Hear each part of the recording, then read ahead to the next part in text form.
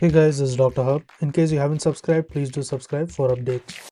Now we move on to the classification of the MDS.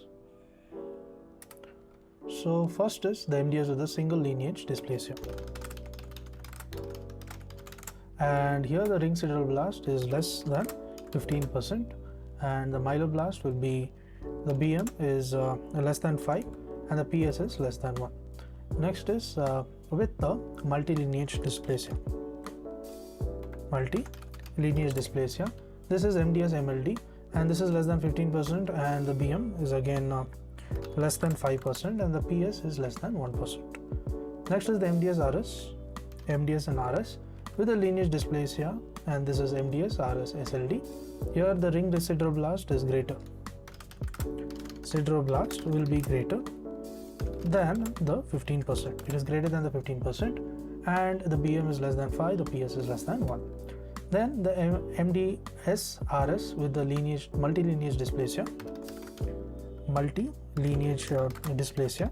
So here in multilineage dysplasia it is greater than the 15% and the BM and PS is less than 1%. Now moving on to the MDS with the isolated Phi-Q. So isolated Phi-Q deletion. Here it can be the ring sideroblast, it is none or any, and the BM and PS is less than BM. You have the BM and the PS which is less than 1% and 5% respectively. So BM is less than 5 and PS is less than 1. Next MDS with excess blast. So there is excess amount of blast and here the ring sideroblast is none or many.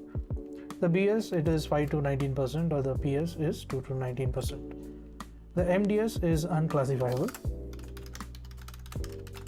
and the ring sideroblast is none or any and the BM it is less than 5%. To learn and grow daily like this, please do subscribe.